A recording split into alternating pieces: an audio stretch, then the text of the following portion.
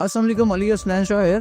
मैं उम्मीद करता हूँ आपका रमज़ान अच्छा गुजरा होगा। रमज़ान के इस बारबरकत महीने में बहुत सारे लोग चूज़ करते हैं कि ज़कात इस टाइम पे अदा की जाए ताकि उसमें जो बरकत है वो मल्टीप्लाई हो जाए और आपको सवाब भी मल्टीपल टाइम्स मिल रहा हो। तो इसी हवाले से मैं चाह रहा हूँ कि इस वीडियो में आपको डिटेल में बताऊँ कि अगर आप कोई प्रॉपर्टी रखते हैं, अपना घर है या उसके अलावा आपने बाकी इन्वेस्टमेंट्स की हुई हैं, तो आपने इन सारी चीज़ों पर ज़कात कैसे कैलकुलेट करनी है, कौन सी ऐसी चीज़ें हैं जिसके ऊपर ज़कात बनती है और कौन सी ऐसी चीज़ें पर ज़कात नहीं बनती। इस वीडियो में इसको डिटेल में समझें।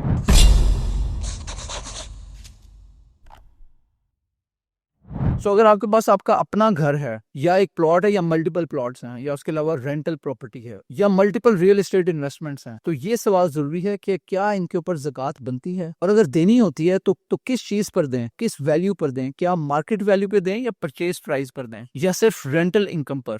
मैंने देखा है कि जो रियल एस्टेट इन्वेस्टर्स हैं वो दो एक्सट्रीम्स पर चलते हैं, या तो वो जहां ज़कात देनी होती है वो नहीं देते और उसे इग्नोर कर देते हैं, या फिर ओवर पे कर देते हैं, ज्यादा ज़कात अदा कर देते हैं, जिसमें कोई मजाका नहीं है क्योंकि आफ्टर ऑल ये चैरिटी है। सबसे पहले प्रिंसिपल समझें, ज़कात का मतलब है प्यूरिफाई करना, पाक करना। तो ज़कात आपके माल को पाक करती है और इसके साथ साथ ज़कात अल्लाह ताला का एक इकोनॉमिक मॉडल है जिसकी वजह से माशरे में जो इक़्तिसादी बेहतरी है वो लाई जाती है।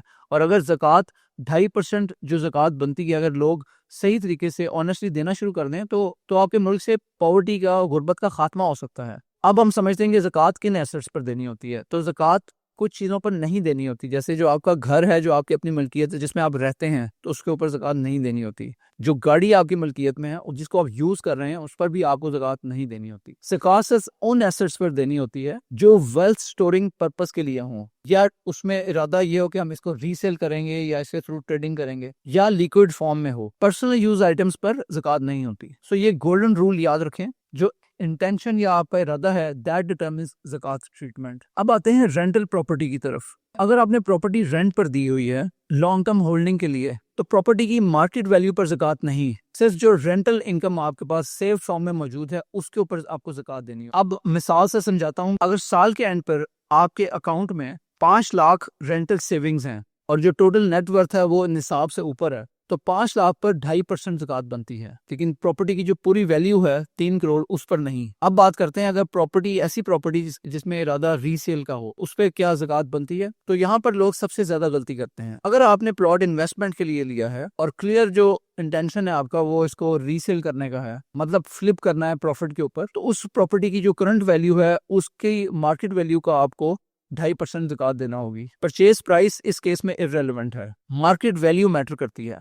मिसाल के तौर पर अगर आपने एक प्लॉट 50 लाख रुपए का लिया जिसकी अब मार्केट वैल्यू 80 लाख रुपए है, तो आपको 80 लाख पे 2.5% ज़कात कैलकुलेट करके देना होगी। ये बिजनेस इन्वेंट्री ट्रीट होती है। अब अगर आपने किसी ऐसे प्रोजेक्ट में इन्वेस्ट किया हुआ है जो अंडर कंस्ट्रक्शन है, जैसे कि किसी प्लाजा में कोई अपार्टमेंट या शॉप, फॉर एग्जांपल तख्लीक जो लेजेंड 46 में आ रही है अपार्टमेंट बिल्डिंग, उसमें अगर आपने कोई अपार्टमेंट या शॉप ली हुई है और उसमें जो आपका इरादा है वो रीसेल का है, तो जिस अमाउंट का आपने इन्वेस्ट किया है और जिस मार्केट वैल्यू तक वो अप्रिशिएट हुई है उस पर ज़कात कैलकुलेट होगी।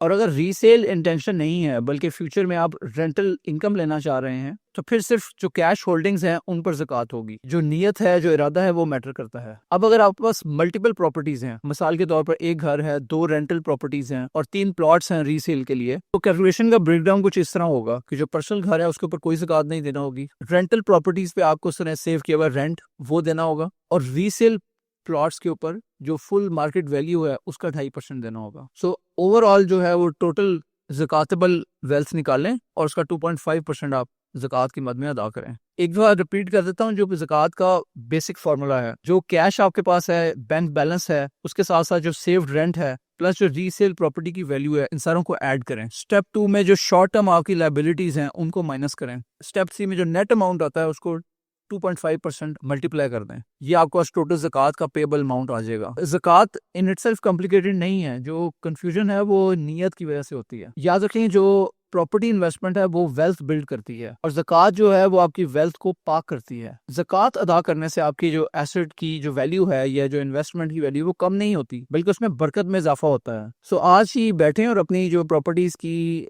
کیلکولیشنز ہیں وہ کریں اور زکوٰۃ کا جو اماؤنٹ ہے وہ نکالیں اور گیس ورک پہ زکوٰۃ کیلکولیٹ نہ کریں. اور جو بھی لوگ ہیں آپ کے ارد گرد جنہوں نے پراپرٹی انویسٹمنٹس کی ہوئی ہیں ان کے ساتھ اس ویڈیو کو ضرور شیئر کریں تاکہ وہ بھی پراپر طریقے سے زکوٰۃ کیلکولیٹ کر سکیں. زکوٰۃ کے جو نصاب کے جو ریٹس ہیں وہ میں نے اسکرین پہ آپ کو دکھا دیے ہیں اور میں شکریہ ادا کرتا ہوں ہلال انویسٹ والوں کا جنہوں نے انفارمیشن ساری گیدر کی ہے. اللہ تعالیٰ ہم سب کو صحیح سمجھ اور عمل کی توفیق عطا فرمائے. آمین.